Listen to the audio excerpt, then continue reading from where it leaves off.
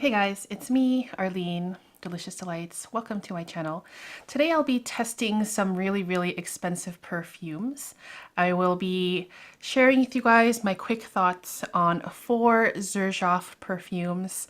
I've tested them all on my skin, but it was only for 1 or 2 times. So they're just basically my first impressions on all of these perfumes. I have one here that I have been anticipating to try since last year, and I finally got my nose on it, so I will leave that to the very end. It is a gourmand perfume, you guys. And yeah, so if you guys want to see that, watch this whole thing or forward ahead sometime. Okay, so let's begin. The first fragrance I want to talk about from the House of Xerjoff is called Renaissance. I think this one already gets a little bit of attention in Fragcom, as far as I know.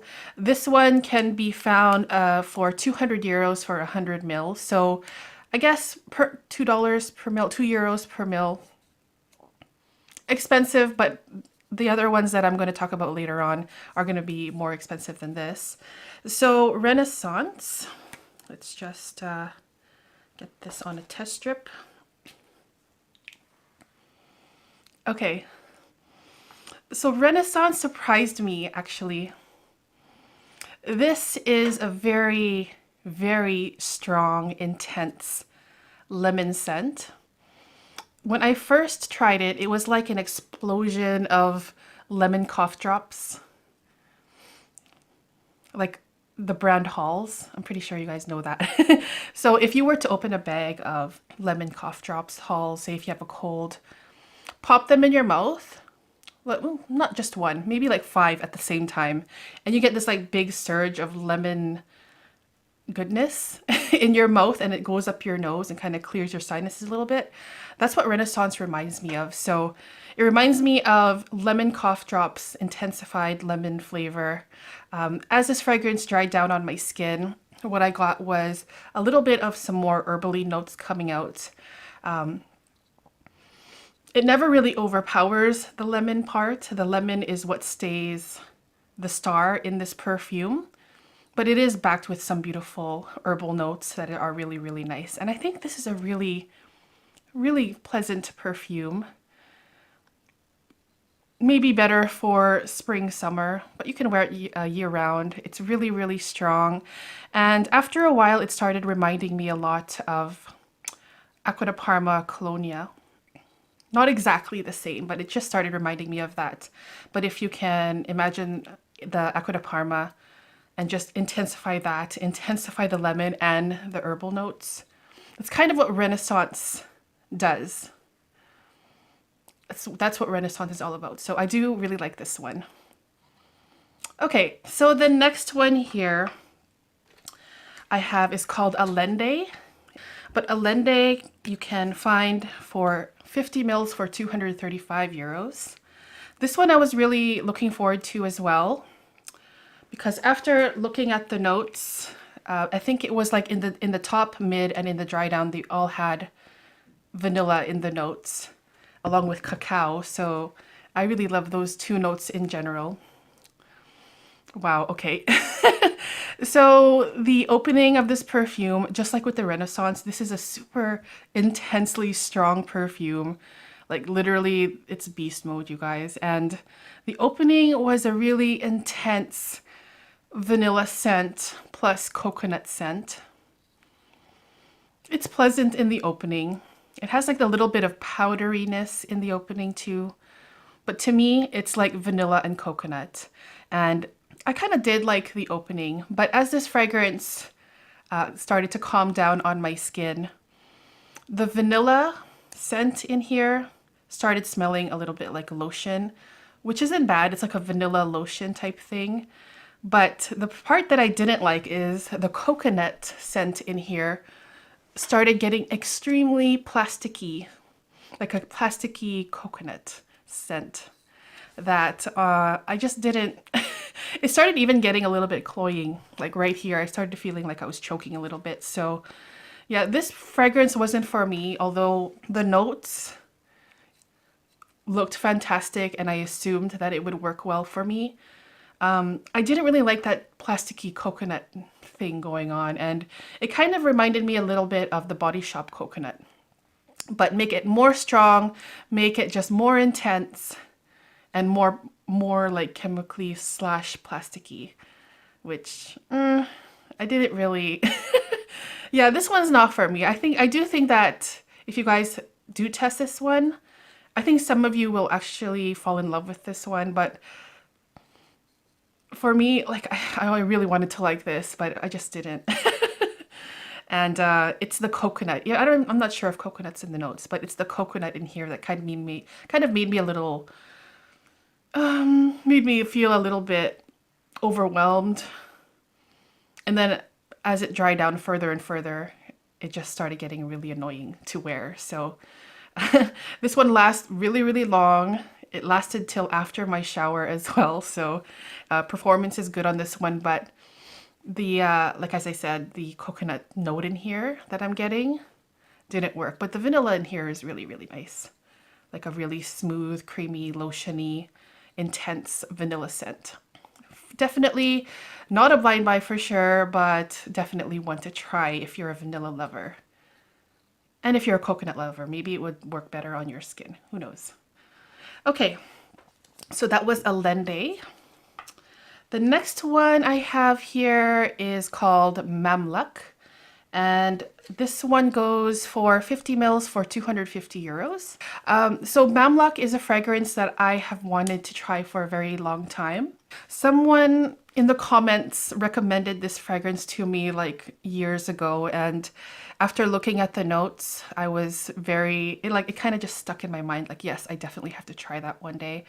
And if I remember correctly, the notes in here, there's like oud and like vanilla and caramel and stuff like that. So it's supposedly a gourmandy oud scent.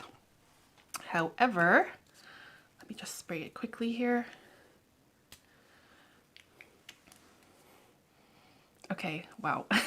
When I first tried this on my skin, it wasn't really as oudy as I expected it to be. What I got from here, first and foremost, is a honey scent. And I got like a spicy honey slash tobacco-y kind of scent. And it started reminding me of other perfumes, to be honest. Namely another fragrance from this house, which is called Naxos, which I think is absolutely fantastic. I love that perfume. Maybe I'll talk about that in another testing, sniffing, first impressions video. But it started reminding me of that one. It started reminding me a little bit of Back to Black by Kilian. Also a bit of Pure Havane by Terry Mugler. And also the Oud Affair by Wilhelm Parfumery. It has the same kind of, I guess all of those perfumes kind of are in the same category, where you have this really spicy honey tobacco-ish kind of vibe in here. This is very, very strong as well. I gotta say, all of these perfumes are absolutely nuclear on my skin. They just won't ever go away. So that's a nice thing where, you know, you can wear like one spray on your skin and it would last the entire day. And Mamluk is another one that, you know, even after my shower, I could still smell it very faintly on my skin. So yeah, so you know, these are expensive perfumes, but performance on all of them are like fantastic, you guys. So Mamluk, I really, like as I said, I didn't get as much oud as I was expecting, but I didn't mind. But I also find this perfume to be similar enough to other perfumes where I feel like I wouldn't need to own it. But I think it's a really beautiful, spicy, gourmandy, heavy, tobacco-ish honey scent. But yeah, as I said, if you liked any of those other perfumes that I mentioned, Naxos, Back to Black, Pure Havane, Tobacco Vanille even, and the Oud Affair, then this one might be for you. I like this one too. Okay, so finally the last perfume I'll be talking about. I did see a video from the Monroe Show, and she's a newer reviewer from Canada. I can link her channel down there if you guys want to check her out. She's awesome. So this one is called Cruz Del Sur II. And from the notes in here, there's like milk and mango in here. I think there's pineapple too. So I really love milky perfumes, and I haven't found like a holy grail mango scent. So when I heard of milk and mango in the notes, I totally was very, very interested and intrigued, and something, I don't know, even, you know, I would even maybe blind buy something like that if I had the money to do it. Just based on the notes, if I felt like I was wanting to be a little bit more adventurous. So let me get this on a test strip. Cruz Del Sur II. There's also a Cruz Del Sur I that I've heard a few people talk about. I haven't tried that one yet, but that's also something I'm curious about. Okay. So, wow. This opening, Cruz Del Sur II. This opening is probably one of my most favorite openings that I've tried this entire year. It is a very intense beast mode fruity scent. And when I smell it, I'm not really picturing mango, but I am picturing like a big bowl of juicy, ripe, tropical fruits. So maybe like pineapple, guava, starfruit, that kind of thing. Just a mix of these beautiful fruits, and they're really, really sweet, and they're ready to eat. And I also get the texture of like a very thick vanilla, milky, almost pasty kind of texture with that. And yeah, like as I said, the opening is really nice, and I've heard people refer to this opening as like a mango milkshake or a fruit milkshake, and I do see why they think that. But for me, it's not milkshakey. It's more fruit bowl, like ripe fruit bowl with a very thick vanilla paste, like really, really, really thick. And it's really sweet, and it's a gorgeous opening. But as this fragrance dries down, I find that on my skin, I start not liking it as much as I did in the opening. I don't really know why. It just feels, I think the fruitiness in here, or sorry, not the fruitiness, you know, that pasty vanilla type of thing, tasty milky vanilla thing.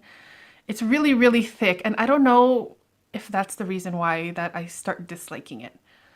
It still smells good, but maybe it's the texture that's bothering me. I think this one I will have to test more to see what I really think. But yeah, as this fragrance dries down, I just find myself not really connecting to it, or it's just not as exciting as it was in the opening, because the opening is like, wow, a real beautiful explosion, burst of really ripe fruits and like a milkiness, pasty thing, and it's gorgeous. But yeah, this one I have to test more. So I'm kind of like this about it at the moment, but yeah, maybe I'll keep you guys updated on that. But for now, I'm like this. But I like the idea of the fragrance. I love milky fragrances, and I love fruity fragrances. And this one is a complete beast mode fragrance too, so performance is really great on it. But yeah, when it comes to, you know, fragrances that start getting really expensive like this, then you have to be more careful with it, and you have to test it more and maybe order some more samples of it to see if it's something you really, really want. And decide if it's just like, you know, decant worthy or a whole bottle worthy thing. But Cruz Del Sur II, I'll keep you updated. So if you guys have tried any of these perfumes, please let me know in the comments what you think of them, if you think they're worth the price or not. Yeah. See, I really like it on the paper. Yeah, so yeah. Yeah. That's it for me. Thank you guys so much for watching. Comments down there what you think, and I will see you guys in the next video soon. Take care. Bye-bye.